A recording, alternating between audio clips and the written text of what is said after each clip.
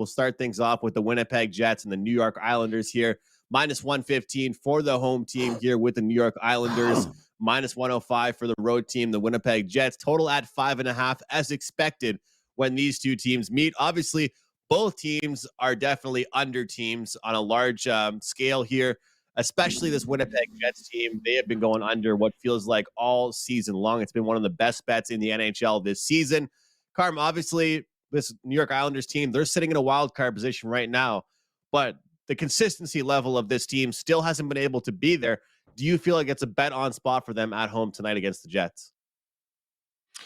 It feels like it. The price doesn't indicate it though, which is kind of a weird thing. But I think it's because of the way they're playing. Absent, you take away the 2 wins against the Pittsburgh Penguins, where they came from behind to beat them both times. If they didn't, we'd be looking at a 6-game losing for this streak for this team and wondering what's wrong with them. They've got a little bit more scoring, but they've got to shore up defensively. They got to play better defensively. And the Islanders are normally a team that we equate with being very good defensively and a team that can't score goals. With that said, you look at it. They're since that 6-game losing streak they've had, they're 6-2-2. They're playing better hockey. They put themselves into a playoff position. And you have to figure they're just going to keep getting better as we go. But you talked about Winnipeg and the unders, and that's where I'm looking at. You're looking at Winnipeg after that game in which they blew it against New Jersey. A very good game against the Rangers, and probably what was a bad spot for the Rangers, but still they got the win there. And you look at them; they're 7-0-2 to the under their last 9 games, and on the road they're 7-1-2 to the under. They're playing like a complete under team, and you've got Sorokin and Hellebuck in goal tonight. You have to figure this is another one of those low-scoring games. Prez tossed one out, I think, when Boston won a game 3-1 against Ottawa. This is a similar type of game. This looks like a 4-1, 3-2 type of game. So I'm going under 5.5 on this one. Lawrence, what do you got? Yeah, listen, makes total sense. I've been saying on Wager Talk today for a while now, there's just some things you can do blind. P sitting down, bet the Jets under. That one just came out of the mouth, Andrew. You bet Jets under start to finish, you're going to make a killing. And I've been saying this for ages and ages and ages, and I feel the same way about the New York Islanders right now, even though the New York Islanders are putting up goals. And, I hate that it's 5.5. I mean, the New York Islanders put up a 4 spot, a 2 spot, a 5 spot, a 2 spot, a 3 spot, a 5 spot, a 4 spot. So, I mean, it's not like they can't score. I like the Islanders in this game, guys. It's minus 115, and I think what you're going to see as a client of mine, if you're playing my NHL bets, you're going to see a lot of these short home money line bets moving forward as the game tightens up and we get into a playoff chase. I think the New York Islanders are a bet on team moving forward. I spoke to Andrew about this on Wager Talk yesterday. I think the New York Islanders make the playoffs. I think the New York Islanders are going to be a bloody tough out in the playoffs. This team is pretty well-rounded now. Bo Horvat really does help them a lot. And the trickle down is incredible because now he's going to get more space for Barzal. They've got a good defense. They got, between Elmont and Sorokin, they might be the 2 best goaltenders in hockey. So they got one of the top 2 in hockey. The Winnipeg Jets, a big and emotional victory against the Rangers, 4-1, and it was emotional. They'd lost a few games in a row prior to that. They were really in a must-win spot against the Rangers. They beat them 4-1.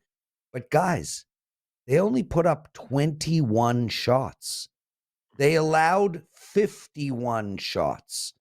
Just think about that. They won the game 4-1 and were outshot by 30. I think the Islanders are the play here, minus 115. Why overthink this? Prez, I think one of my favorite things that you just said there was about the trickle-down effect of what a trade really does for a team. That was a really good point. I was talking about that earlier today, about how when a player goes to a team, it doesn't just benefit him or his line, it benefits the other guys on the team. And I feel like that's a really good point, that Bo Horvat going there has helped the guys like, Brock Nelson and those players really that aren't really, in the limelight all the time, but there's going to be less pressure off them. And I think that's happened with the New York Rangers with Vladimir Tarasenko. If you notice, guys like Alexis Lafreniere are playing well and better since Vladimir Tarasenko came to the team. And I really think it's because there's less pressure on those guys. So I feel the exact same way as Prez in this game. I do like the Islanders at home. I think it's a great price. They're 7-3 last 10 games against the Winnipeg Jets for anybody that cares about series history. But I agree. Winnipeg, to me, they just aren't putting enough dangerous scoring opportunities forward. And I think the biggest problem with them is that I say this a lot, but they only have 3 or 4 goal scorers. If it's not their star players scoring, then it's nobody scoring. That's the difference to me between the Winnipeg Jets and the New York Islanders. If you put names in a hat and drew them, I think with the Islanders, you could get lucky and pick a goal scorer. With the Winnipeg Jets, they have 3 or 4 guys that are probably going to do all the scoring. Andrew. I don't know, Andrew. If I don't Scheifele's have not the scoring, if Connor's not scoring, if Ehlers not scoring, but tell me all these great goal scorers on the Islanders. Name me 5, top-notch, world-class goal scorers. But that's the whole point, right? You just made my point, is that they don't have to have the world-class goal scorers. They don't have anybody who scores goals. Yeah, but look down the line. These two teams are very similar. Paul Mary, maybe. But I think that the Islanders are a little bit better, which is why I'm guessing you like them as well. I think the Islanders are better, especially in this spot. But I just think you think if these two teams played a 7-game series, I would take Winnipeg. If these teams played a 7-game series, it was even money, 5% locked and loaded. Winnipeg. It won't even go 7. Well, we'll see. I mean, I like Winnipeg, but I really do have lots of concerns about how many guys are involved in their scoring. And you talked about it yourself, Prez. How much do they rely on Connor Hellebuck? To me, that's a big problem. Anybody that does bet on props. How much does Kansas City Chiefs rely on Patrick Mahomes? Not a lot. Well, they do, but they also have plenty of guys that get touchdowns. It's not just Tyreek Hill or Travis Kelce anymore. It's a lot of guys. You know what I mean? So. Yes. Okay. For sure. Oh, wait, I'm told I need to take it easy on you. Andrew, namaste, my brother. Next game, brother. I like our back and forth. I think that anybody that bets on props, though, take a look at Hellebuck over on his props, on his shots, on his saves. I feel like that's a good bet for tonight.